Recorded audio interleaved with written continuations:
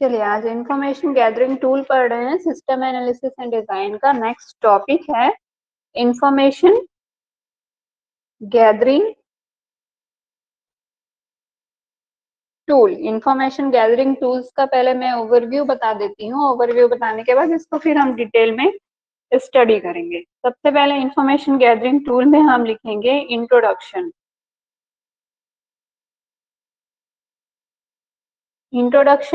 Introduction के बाद हम लिखेंगे what kind of information do we need.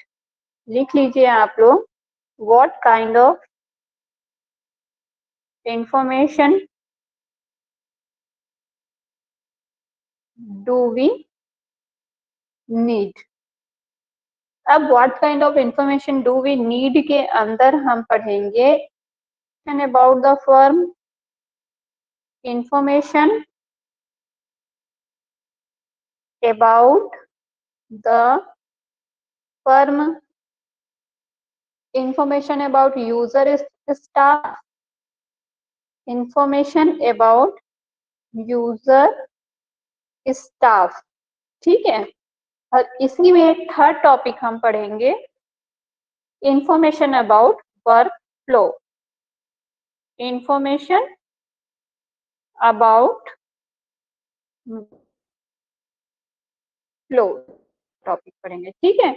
उसके बाद नेक्स्ट ये what kind of information do we need के अंदर हम 3 टॉपिक पढ़ेंगे। उसके बाद हमारा फिर से नेक्स्ट टॉपिक होगा information gathering tool. Information gathering tool. Information gathering tool के अंदर हम फर्स्ट टॉपिक पढ़ेंगे रिकॉर्ड इंस्पेक्शन। रिकॉर्ड इंस्पेक्शन, उसके बाद फिर इंटरव्यू। नेक्स्ट टॉपिक इसी में रहेगा, सेकेंड टॉपिक रहेगा इंटरव्यू। अब ये जो इंटरव्यू है इसके अंदर हम 4 टॉपिक पढ़ेंगे। फर्स्ट है store clerk, store clerk. Second है प्रोडक्शन सुपरवाइजर, प्रोडक्शन सुपरवाइजर।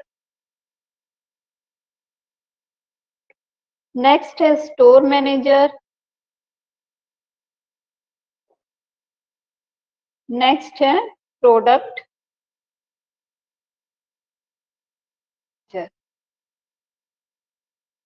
ठीक है, ये टॉपिक हुआ। अब इसके बाद हम नेक्स्ट टॉपिक पढ़ेंगे क्वेश्चनरीज।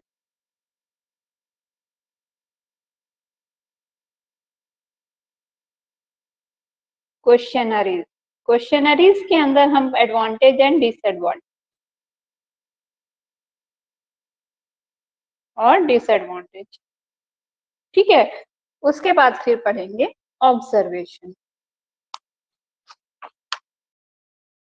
ये इतनी सारी चीजें हम पढ़ेंगे इंफॉर्मेशन गैदरिंग टूल के अंतर्गत। इंफॉर्मेशन गैदरिंग टूल जो है एक इम्पॉर्टेंट टॉपिक है आज का। ये इंफॉर्मेशन गैदरिंग टूल का अब स्टार्ट करते हैं इंट्रोडक्शन से। इंट्रोडक्शन क्या होता है इंफॉर्मेशन गैदरिंग टूल का? देखो, इंफॉर्मेशन को गैदर करना मीन्स इकट्ठा करना। ठीक है। गैदर करना मीन्स क्या होता है? इकट्ठा करना। किसी भी इंफॉर्मेशन को इकट्ठा करना क्या है, गैदर करना क्या है? एक आर्ट है, एक कला है। कैसे एक आर्ट और एक कला है? यूजर के नीड के अकॉर्डिंग इंफॉर्मेशन को इकट्ठा करना, उसको लेना। जैसे आप कॉलेज की नीड के अकॉर्डिंग कोई इंफॉर्मेशन को लाते हो, उसको परचेज करते हो या फिर अपना दिमाग लगाकर उसको बनाते हो।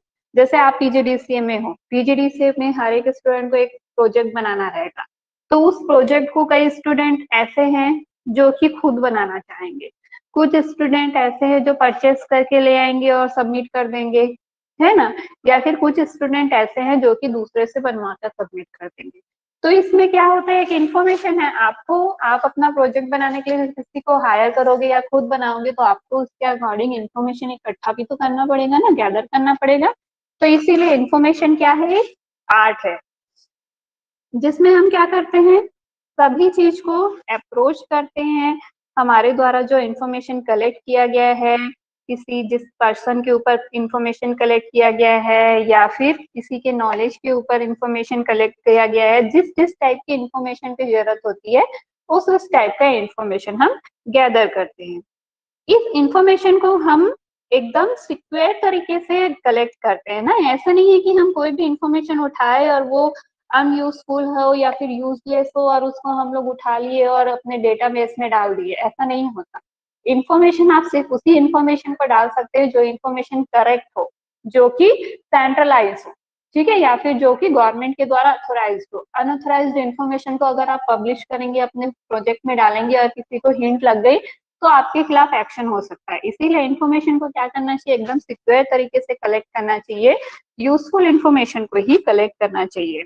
यह इंफॉर्मेशन कलेक्ट करना या फिर गैदर करना एक मेथड भी हो सकता है, एक टेक्निक भी हो सकता है, एक टूल भी हो सकता है, जिसके थ्रू हम इंफॉर्मेशन को कलेक्ट करते हैं। तो इंफॉर्मेशन गैदर करने के लिए सिस्टम एनालिस्ट क्या करता है, बहुत सारे वर्क करता है। तो मैं आपको कुछ पॉइंट बता रही हूँ कि सिस्टम एनालिस्ट क्या करता है। सिस्टम एनालिस्ट मतलब डेवलपर किसी भी इंफॉर्मेशन को कलेक्ट करने के लिए क्या करता है। फर्स्ट क्या करता है, वो प्रेजेंट सिस्टम मतलब कि जैसे कि ओल्ड सिस्टम पहले से बना हुआ है, तो वो ओल्ड सिस्टम से क्या होना चाहिए, होना चाहिए ओल्ड सिस्टम फेमिलियर होना चाहिए, मतलब कि क्या है, सिस्टम के बारे में पूरा पता रहना चाहिए, तभी वो डॉक्यूमेंटेशन देखकर ओल्ड सिस्टम के बारे में पूरी नॉलेज रखता है और नया सिस्टम जो उसको बनाना है उसके अकॉर्डिंग इंफॉर्मेशन कलेक्ट करता है। दूसरा सिस्टम एनालिस्ट क्या करता है, अगर उसको न्यू सिस्टम डेवलप करना है, ठीक है, उसको न्यू सिस्टम डेवलप करना है, न्यू सिस्टम बनाना है, तो वो डिसीजन मेकिंग करता है, डिसीजन लेता है कि किस टाइप का इंफॉर्मेशन इसमें अच्छा रहेगा, किस टाइप का इंफॉर्मेशन इसमें डाल सकते हैं। इसके अलावा अगर उसको किसी बंदे की नीड है, कुछ और मतलब उसको हैंड चाहिए, बोलते हैं ना एक हैंड हमारे पास और रहेगा तो हमारा काम जल्दी हो जाएगा।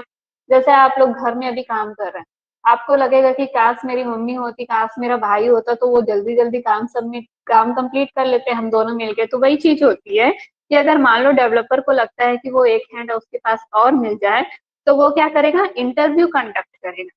इंटरव्यू कंडक्ट करने के बाद वो डिसीजन पॉइंट पर पहुंचेगा कि कौन से कलीग को वो अपने अपने साथ हायर कर सकता है, हम दोनों मिलकर ये काम कर सकते हैं।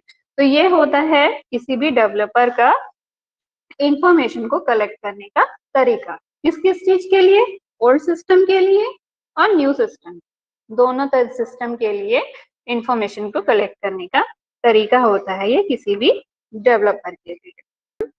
नेक्स्ट है इसमें काइंड्स ऑफ इंफॉर्मेशन, ठीक है, जो नेक्स्ट पॉइंट मैं आप लोग को बता रही थी। नेक्स्ट पॉइंट में फर्स्ट है information about firm, information about firm, ठीक है। फर्म मतलब क्या होता है बताओ, कोई बच्चा बता सकता है फर्म मतलब क्या होता है?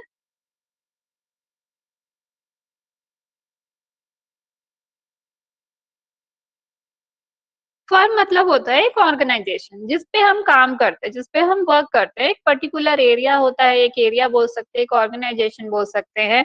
आप अपने पॉइंट ऑफ व्यू से देखो तो एक कॉलेज बोल सकते हो, एक घर बोल सकते हो, इसको बोलते हैं फर्म। अलग अलग पर्टिकुलर सिचुएशन के अकॉर्डिंग फर्म अलग अलग होते हैं। तो ये क्या होता है, इंफॉर्मेशन अबाउट फर्म।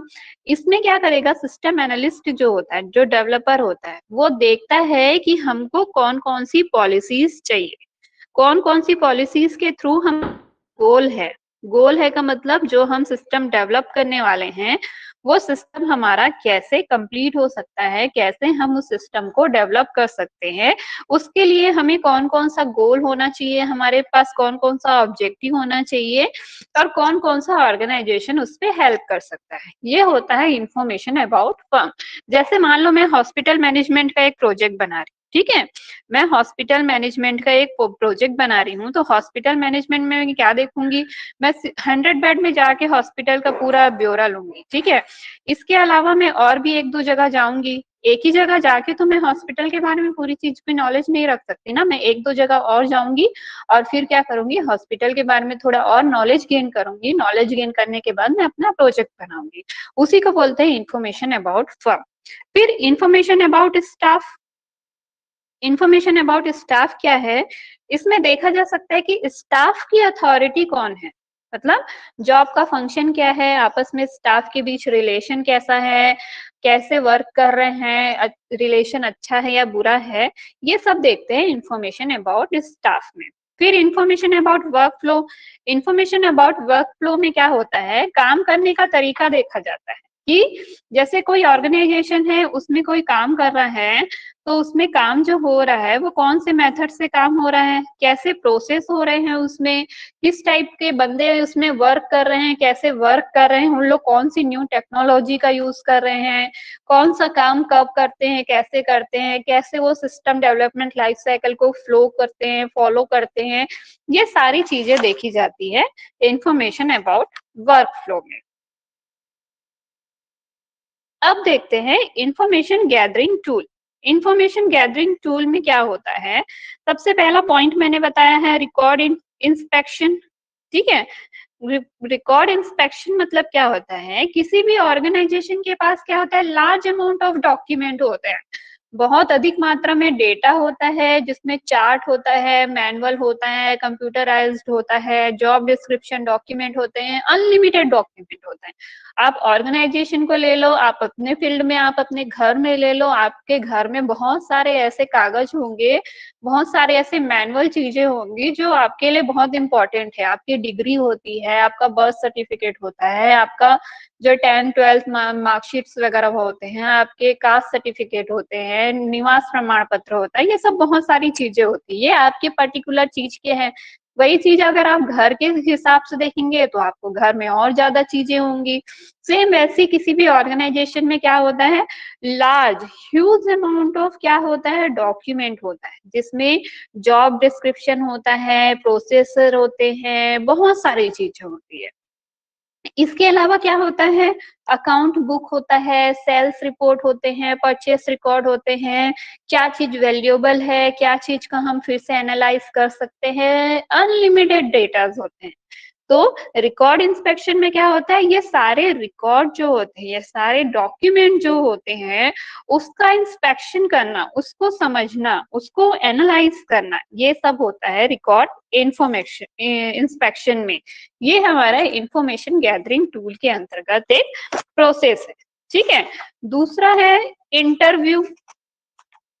इंटरव्यू में क्या होगा, हम अपने करंट सिस्टम और प्रपोज सिस्टम ना, करंट सिस्टम मतलब कि जो अभी करंट में जो सिस्टम वर्क कर रहा है, अब प्रपोज्ड सिस्टम मतलब क्या होता है, प्रपोज सिस्टम मतलब होता है जो इन फ्यूचर जो सिस्टम बनने वाला है, ठीक है, उसके बारे में इंटरव्यू लेना, इंटरव्यू कंडक्ट कराना, ये किसी ऑर्गेनाइजेशन की जवाबदारी होती है कि वो करंट सिस्टम में कुछ चीज डेवलप करना चाहता है, अपडेट करना चाहता है या प्रपोज सिस्टम बनाना चाहता है, तो वो ऐसे कलीग या ऐसे व्यक्ति को हायर करना चाहेगा जिसके पास इन दोनों चीजों की नॉलेज हो, ठीक है कि नहीं।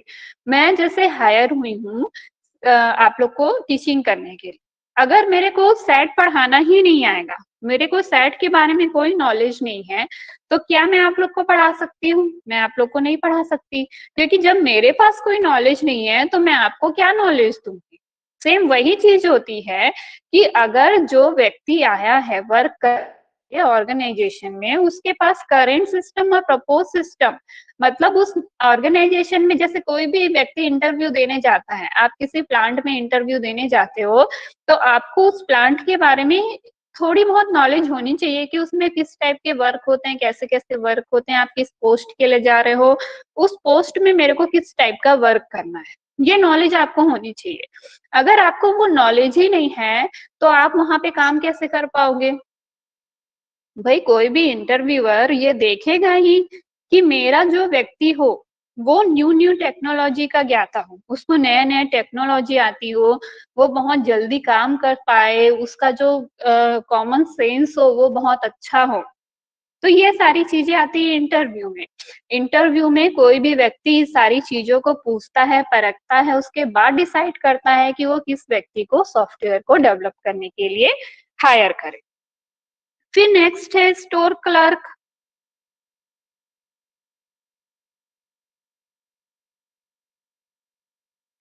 स्टोर क्लर्क में क्या होगा, इसमें हम क्या करेंगे, क्लर्क से क्वेश्चन करते हैं, ठीक है, क्लर्क से क्वेश्चन करते हैं, जैसे कि मान लो कोई डेवलपर है, उसको सिस्टम बनवाना है या फिर कोई सिस्टम अपडेट करना है, तो कोई ऑर्गेनाइजेशन क्या करेगा, डेवलपर को हायर करेगा कि मेरे ऑर्गेनाइजेशन के लिए मेरे को एक सिस्टम डेवलप करना है, तो वो क्या करेगा, सबसे पहले स्टोर क्लर्क के पास जाएगा, स्टोर क्लर्क से क्वेश्चन पूछेगा, यहाँ कंप्यूटर यूज कर रहे हैं उस कंप्यूटर का डिटेल लेगा, सारे मैनुअल सिस्टम जो है उसका डिटेल लेगा, उसके बाद अपना डेटाबेस तैयार करेगा, ठीक, ये होता है स्टोर क्लर्क। प्रोडक्शन सुपरवाइजर क्या करेगा, डॉक्यूमेंट जो होता है, प्रोडक्शन सुपरवाइजर क्या करेगा, जो भी डॉक्यूमेंट होते हैं, प्रोडक्शन सुपरवाइजर क्या करेगा, जो भी डॉक्यूमेंट होते हैं उसका कौन सा पार्ट यूजर को रिटर्न किया जाता है, जो अनयूज्ड पार्ट है, कौन सा पार्ट यूजर यूज करता है, ये सारी चीजें प्रोडक्शन सुपरवाइजर देखता है। स्टोरेज मैनेजर क्या करेगा, स्टोरेज मैनेजर या स्टोर मैनेजर है, वह क्या करता है, देखता है कि स्टोर में रखे सामान का स्टेटस क्या है, कौन सा सामान अच्छा है, कौन सा सामान बुरा है, कौन से सामान की एक्सपायरी कब होने वाली है, इसको किस टाइप से यूज किया जा सकता है कि हमारा जो पैसा है वो वेस्ट ना हो, ये सारी चीजें देखता है store manager. Production manager, production manager क्या करेगा, किसी भी टाइम कौन सा प्रोडक्ट किस टाइम प्रोडक्ट हो रहा है, ठीक है, किसी भी, मान लो आप कोई सामान को प्रोड्यूस कर रहे हो, तो वो कौन से टाइम पे प्रोड्यूस हो रहा है, उसका डॉक्यूमेंट प्रॉपर तरीके से रेडी है या नहीं, उसके डॉक्यूमेंट को मैनेज करना, उसके मेंटेनेंस को मैनेज करना, ये सारी चीजें होती है प्रोडक्शन सुपरवाइजर के अंदर। अब देखते हैं क्वेश्चनरीज। क्वेश्चनरीज में क्या होता है, क्वेश्चनरीज में क्वेश्चन का एक स्ट्रक्चर होता है, एक फॉर्मेट होता है, एक मेथड होता है, एक डेटा होती है, उसको कलेक्ट करके रख लिया जाता है, उसके बाद उसको क्वेश्चन को पूछा जाता है। आप लोग भी देखे होंगे, आप लोग एक आध पीएससी का इंटरव्यू देखे होंगे, पीएससी के इंटरव्यू में क्या होता है, जब भी क्वेश्चन पूछता है कोई कैंडिडेट, जब अंदर आता है तब जो जितने लोग बैठे रहते हैं, जितने 5-6 लोग जितने लोग बैठे रहते हैं, उनके पास एक एक कागज होता है, उस कागज में उस जो व्यक्ति अंदर आया है उस व्यक्ति के बारे में डीप तो नहीं बोल सकते, लेकिन लिमिटेड मात्रा में पूरा इंस्ट्रक्शन होता है, जिसको देखता है एक बार इंटरव्यूअर, उसके बाद उससे क्वेश्चन पूछता है। तो एक स्ट्रक्चर और फॉर्मेट होता है क्वेश्चनरीज में, जिसके थ्रू कोई भी इंटरव्यूअर इंटरव्यू लेता है। अब जो क्वेश्चनरीज होती है वो 2 टाइप्स की होती है, एक होती है ओपन एंडेड, दूसरी होती है क्लोज एंडेड। ओपन एंडेड में क्या होता है, जो क्वेश्चन आंसर होता है वो ओपन नहीं होता है, ठीक है, यूजर द्वारा दिए गए खाली जगह पर आंसर दिया जाता है। ओपन एंडेड मतलब कि जैसे आप लोग का ऑनलाइन होता है ना गूगल फॉर्म में, आप लोग कभी गूगल फॉर्म में दिए होंगे, गूगल फॉर्म में जैसे ऑनलाइन क्वेश्चंस होते हैं, आंसर आप लोग टिक करते हैं, वो होता है ओपन एंडेड। क्लोज एंडेड मतलब कि क्वेश्चन में क्या होता है, चॉइस ऑफ आंसर अवेलेबल होते हैं, यूजर को बस क्या करना पड़ता है, मार्क करना रहता है। ओपन एंडेड मतलब कि जिसमें यूजर आंसर लिखता है, क्लोज एंडेड मतलब कि सिर्फ उसको मार्क करना रहता है, उसके अलावा उसको कुछ नहीं करना रहता, ये होता है ओपन और क्लोज एंडेड, ठीक है। अब इसके एडवांटेज और डिसएडवांटेज देख लेते हैं। एडवांटेज में क्या होगा, यह बहुत खर्चीला होता है, जो ओपन एंडेड होता है वो खर्चीला होता है, क्योंकि उसमें कागज की जरूरत पड़ती है, उसका टाइम भी वेस्ट होता है, सारे उसको बैठाने की व्यवस्था भी करनी पड़ती है, तो ये क्या होता है, ये खर्चीला होता है, ठीक है। तो सॉरी, ये कम खर्चीला होता है ना, जो ओपन एंडेड होता है ना, क्वेश्चनरीज का जो ओपन एंडेड क्लोज एंडेड का नहीं है, ये एडवांटेज डिसएडवांटेज क्वेश्चनरीज का एडवांटेज है। तो क्वेश्चनरीज में एडवांटेज क्या होता है, ये कम खर्चीला होता है, क्योंकि कोई भी क्वेश्चन आंसर करके किसी भी को सिलेक्ट कर सकता है, ये टाइम की बचत करता है। तीसरा आप पॉइंट लिख सकते हैं, यहाँ पे हम क्या कर सकते हैं, किसी भी पर्सन से क्वेश्चन आंसर करके उसके उसको परख सकते हैं, उसको जांच सकते हैं और किसी भी पर्टिकुलर डिसीजन पे पहुंच सकते हैं। ये तीसरा पॉइंट लिख सकते हैं। फोर्थ पॉइंट लिख सकते हैं, डॉक्यूमेंट को कंपेयर कर सकते हैं, किसी भी दो व्यक्ति के बीच हम कंपेयर कर सकते हैं, जैसे कि इसकी डिग्री क्या है, इसकी डिग्री क्या है, ये कितना नॉलेज रखता है, ये कितना नॉलेज रखता है, ये सब।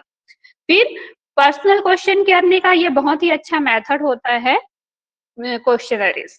इसके डिसएडवांटेज भी होते हैं, तो इसके डिसएडवांटेज में क्या होगा, गलत क्वेश्चन होने पर रिस्पांस कम मिलता है। कोई भी अब कोई इंटरव्यूअर है, जरूरी तो नहीं है उसके माइंड में जैसा जैसा क्वेश्चन आता है वो वैसा वैसा क्वेश्चन आंसर कर देता है, तो गलत क्वेश्चन होने पर रिस्पांस कम मिलता है। अलग अलग यूजर के द्वारा क्वेश्चन सेलेक्ट करने पर कुछ क्वेश्चन रिपीट हो जाते हैं और पर्सनल आंसर देने पर फिर से क्वेश्चन नहीं किया जा सकता। ये होते हैं उसके डिसएडवांटेज, किसी भी क्वेश्चनरीज के ये होते हैं पूरे डिसएडवांटेज।